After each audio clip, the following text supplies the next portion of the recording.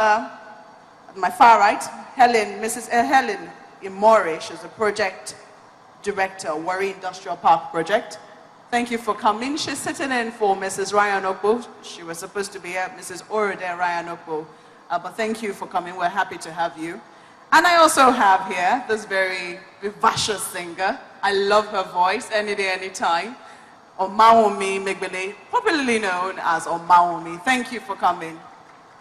Now, Toyosi already said the same. She asked, who is the woman of the future?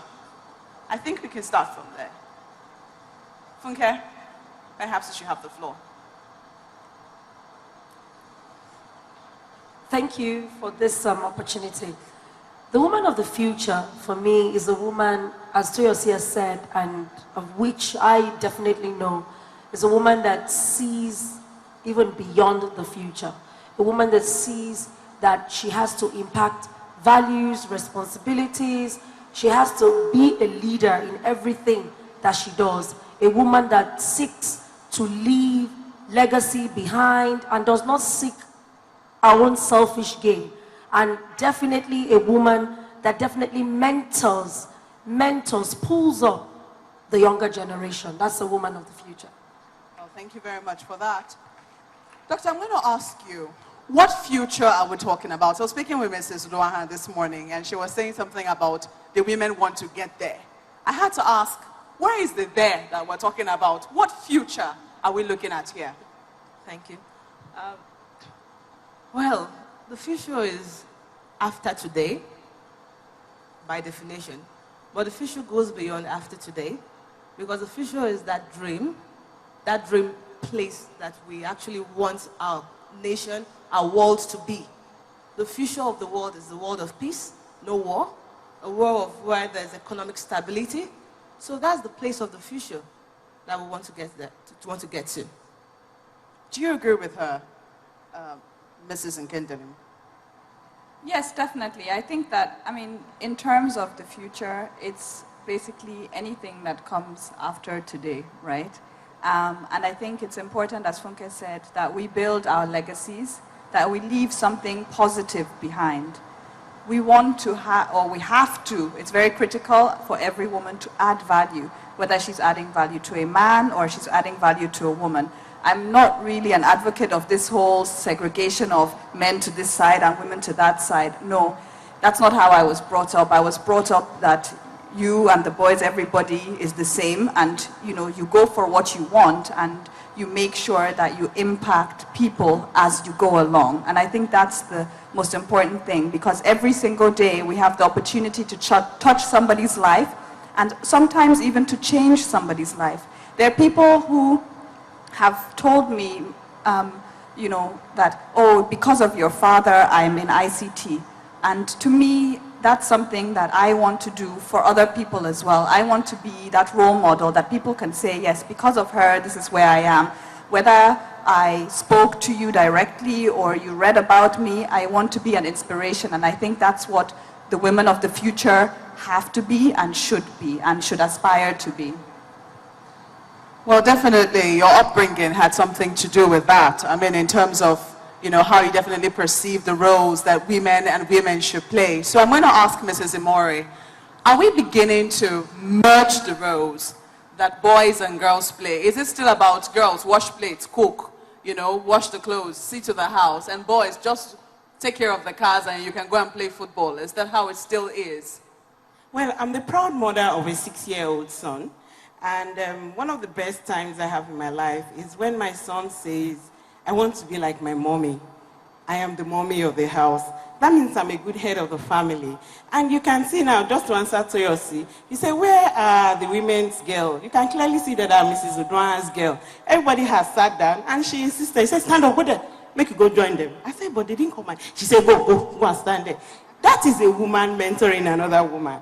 So really, all of my life, I've always had older women who stood for me, who fought for me, who encouraged me. I've never been discriminated against by either women or men. It's our world. There is only one world. I really don't know why you're talking about a man's world. There is only one world. God created one world for man and woman to stay in. So we don't have to struggle for anything.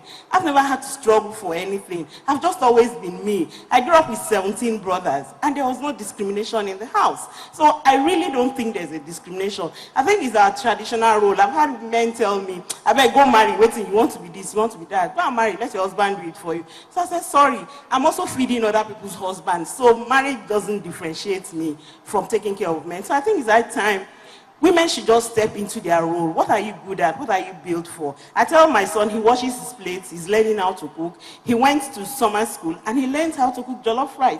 He's only 6. Either which way, I'll make sure he doesn't burn the house. But he has started learning how to cook. So it is not a man's world. It is our world.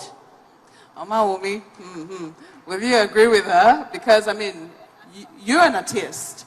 You're working in a male-dominated industry. We've seen the roles that women are asked to play oftentimes. And we know sometimes the difficulty that you might face. Would you agree with her that it's really not a man's world? Well, idealistically, if there's any such word, it is not a man's world. But permit me to speak vernacular. The Oyibo is very hard sometimes. Sometimes, you know, it's good to call a spade and not a farming equipment. By saying this, I mean that in the industry where I started out, it is still a male-dominated industry, and I had to work twice as hard. I can tell you that the people who want the shortcut way, they have their means of getting to their different, especially women, they have their means of getting to their, you know, like different positions that they want to get to. But the standard thing is that, granted, you are in a male-dominated industry, if you work hard, you will definitely stand out. If you work hard, you will definitely stand out. No woman should sit back and say, because, they know they give me, I don't know. There's something that my colleague in the industry, Sasha, she said that it is better to overdo than to underdo. So in my own case, I know that, you know, when they want to book for artists, they will name like 10. They will not call me. I won't sit down and lament that they did not call me. I won't say, oh, it's a male-dominated industry. I will go and meet the organizer and tell him that, encourage me, if not to pose for street. You know what to do. Because I have the talent. See the song I'm singing. Help me. So every woman here, even if, you know, Auntie, I don't agree with you, that it is everybody's world. Because it is, you know, ideally, thank God for the correction. It is ideally, but we as women, we know our role, we know our responsibility, and we need to continually stand out until it is not just ideally anymore, but what it is. God bless. You know, for a moment, I had thought to myself that I was wondering if we were talking to the right audience in terms of having this discussion about women of the future here. I was wondering if we were supposed to be women of the future, or whether we're looking at girls who are coming, you know, after us. But then I thought to myself that our mothers are here, and if you're young people here, there are definitely messages we're going to be taking home to our girl children. I don't have any now, but I definitely know the kind of message I would like to impart upon the girls. I'm going to ask you again quickly, Funke. Do you think that we're preparing our young girls? I mean, I don't know if you have a daughter, but if you're preparing her in any specific way for the challenges that she might face as a girl in society? Well, I have 2 lovely daughters, and my daughter is, my first daughter, she's actually very opinionated, hyperactive, like me, very, this is what I want to do, this is what I want to be. The other daughter is quite gentle, you know. So what I do is I teach them individually because they're different. That look, you know what, you're different, but you're special. You're special and you can be anything you want to be. You can do anything you want to do. When I started event planning 12 years ago, it did not exist in Nigeria.